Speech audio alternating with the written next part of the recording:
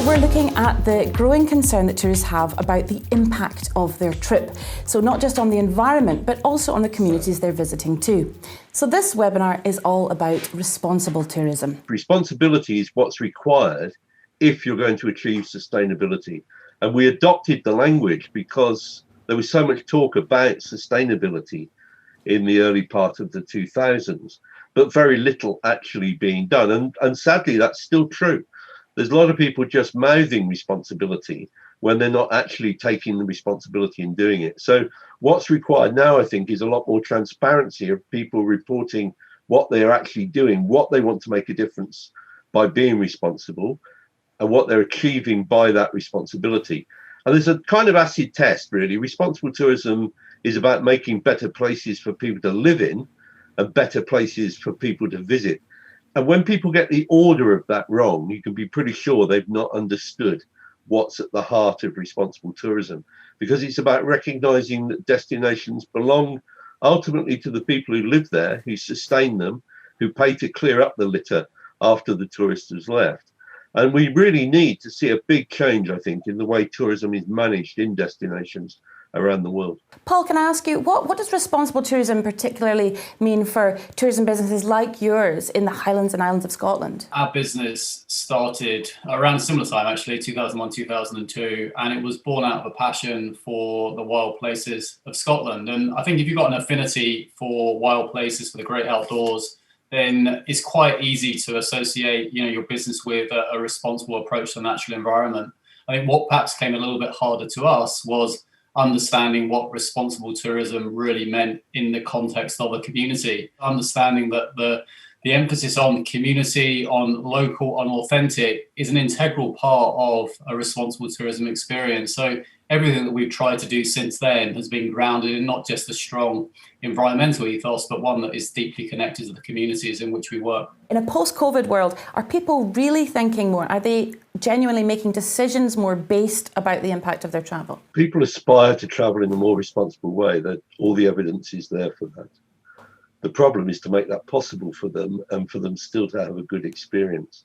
And I think that's going to be particularly difficult. I mean, it's very clear everywhere that has suffered from over-tourism in the past will suffer from it again. And the fact that the UK tourists are unable to leave and go to the continent as easily as they have in the past will mean that we'll have a much bigger domestic market, some of it very unused to holidaying in places like the Highlands and Islands. I think it's going to be really difficult for businesses to reopen and get profitable, and at the same time to take responsibility at the top of the agenda and to make sustainability something that they actually deliver.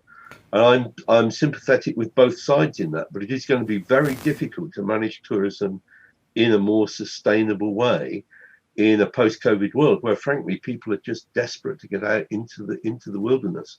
But the problem for a business like Paul's is that although Paul can get off the beaten track with his tourists and get out into the wilds, and I don't doubt, people will carry out whatever they take in if they're on one of Paul's trips. But to get to that place, they're going to have to go through destinations which are honeypots. And those honeypot destinations will have an increased problem with litter and so on. And I think for the tourism businesses, making sure that you keep your community on side so that you don't generate hostility to tourism will be a critical part of the medium-term sustainability. I think it's critical to the future of tourism in Scotland that the industry and the people in the businesses actually make sure that they're talking to the local communities and to the politicians running those communities about how to manage the impacts of tourism, both in terms of road congestion, inappropriate behaviour, and particularly litter and wild toileting. We've got a question that's just come in from Martin. Thanks, Martin. And it's a question for Paul. And it's just, Paul, quite simply, are you asking them to take tests before coming on the holiday or just during it? So we're asking for a pre-departure test and also one midweek. I mean, I guess we're following a sort of similar protocol that's been advised in other sectors of the economy and society, where there's effectively 2 lateral flow tests a week. What are the assets that we need to be taking better care of, that you're really thinking about at the heart of your business there, which is out in the wilderness of Scotland? I think our greatest asset in Scotland, and if you asked any tourism expert, they would say the quality of the environment is definitely right up there. So for us, that's always been, a kind of key focus for any of the experiences that we design. I'm a big believer in education and inspiration. When it comes to looking after our natural world, and one of the skills I think that we try and bring to it through our guiding team in particular is just providing that inspiration and education to visitors to Scotland to make them aware of some of the best practice regarding environmental management that they may not be so familiar with, particularly if they're from a more urban environment.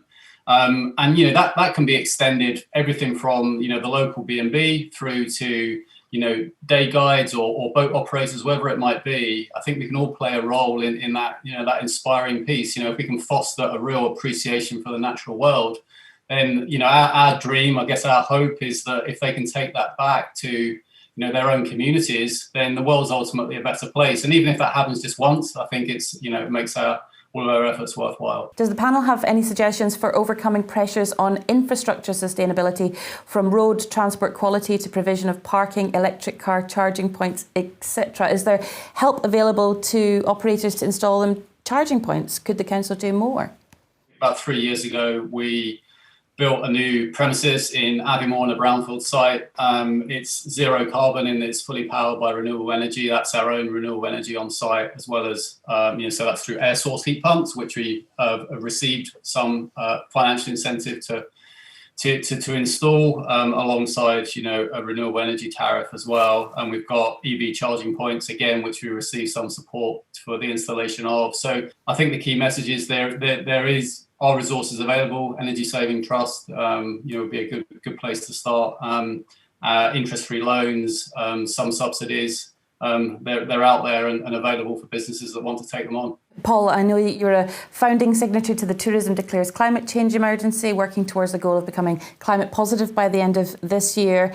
What does that really mean in practical terms? The big starting point for us was obviously our office operation.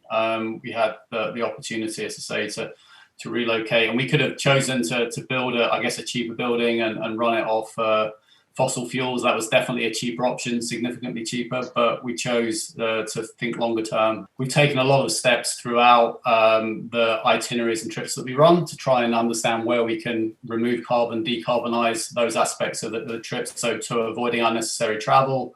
I think when we first started, we actually offered to do pickups in train stations rather than airports. And that was some 20 years ago. And a lot of people didn't like that because it was the advent of low-cost airlines, and it was extremely cheap to fly. But that's something that we've continued. And Sue Crossman's asking, what do Harold and Paul think about the Tourism Declares sign up by Visit Scotland? Can it drive change in the sector? I think it's positive because I think it sends a message to say this is the type of destination that we would like to have, or we aspire to. It obviously comes with significant challenge. Great to have the vision and the ambition. Let's back it up with the investment to go with it. What's your vision for the future of tourism in the Highlands and Islands of Scotland, Harold?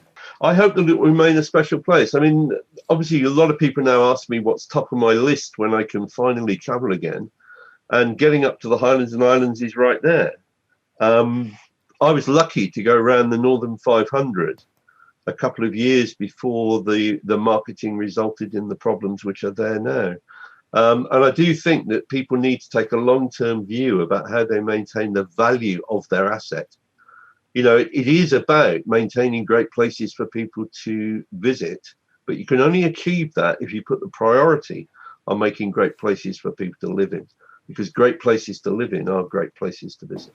Yeah, and Paul, what about you? What's your vision for the future of tourism? We can't keep externalizing the social and environmental costs of tourism. There just needs to be an understanding that, that is not a long-term strategy. So I think we need to seriously consider, the volume versus value equation, particularly in the Highlands. And, I think it's really important that isn't confused with the message that says this is about exclusive form of tourism or it's about luxury trip. That absolutely isn't. It's about a quality and purposeful travel experience that people are prepared to pay for.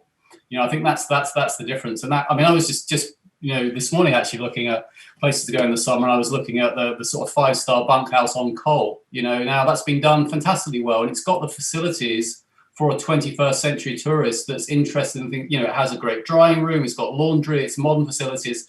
Those are facilities that people are happy to pay for because it is consistent with the type of experience that they're looking for in Scotland. So, I think that it's a combination of investment to ensure that communities and environments can accommodate, obviously what is a growing trend in tourism. That's global, that will continue, but it's also, I guess, a call to industry to think about the products that we're providing so we attract a visitor that truly values what we have here. And I think, to Harold's point, having been fortunate to travel to a lot of countries around the world, I just think that, Scotland and particularly the Highlands Islands is a truly remarkable place. And, it's on all of us to keep it that way.